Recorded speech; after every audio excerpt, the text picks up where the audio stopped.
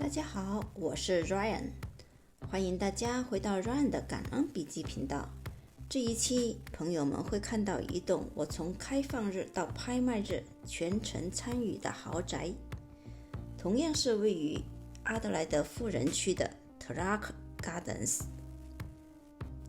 一直有看我影片的朋友们也许对这个区域有点印象，因为在我已经发布的12条影片中就占了3条，可见我对 Terrace Gardens 情有独钟。这栋房子最终以200万澳币成交，现在租金是每周950澳币。我今天会从租售比的角度来帮大家分析这栋房子到底值不值得投资，也会分享我的拍卖心得。喜欢房产投资的朋友，记得点赞订阅哦。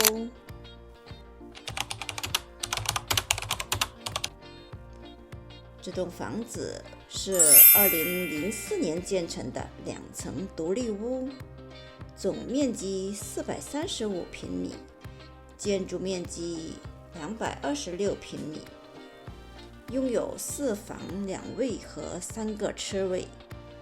看看它的外观，经典的设计，还有宽敞的前院，真的很有豪宅的感觉。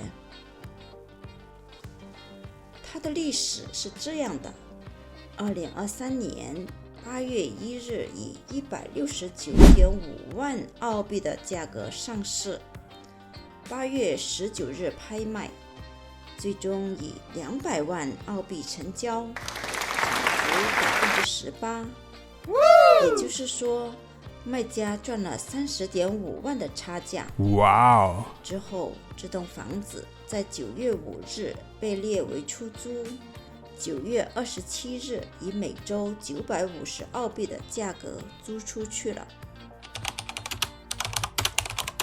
好了，现在我们来算算这栋房子的租售比，也就是租金回报率，看看它的投资价值到底如何。租售比的公式很简单，年租金除以房价，再乘以100%。这栋房子的成交价是200万澳币，每周租金950澳币，一年的租金就是950乘以52等于49400澳币，所以租售比等于49400除以200万，再乘以100%等于2.47%。2.47% 的回报率是什么概念呢？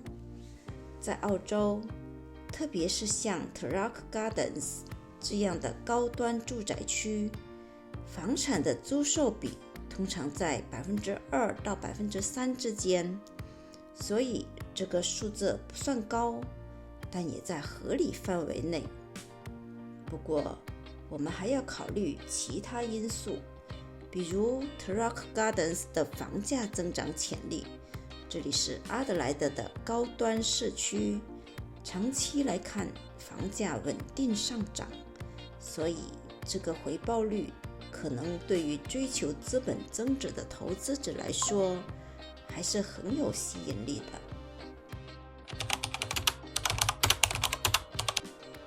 说完了数据，我们来看看这栋房子的实际情况。我第一次去开放日就被它的设计吸引了。看看这个客厅，超大的落地窗，采光特别好，窗外的景色也很美。厨房是开放式的，配备了高档电器，非常适合喜欢做饭的朋友。户外区域也很棒，有一个带顶棚的露台，可以放餐桌和休息区。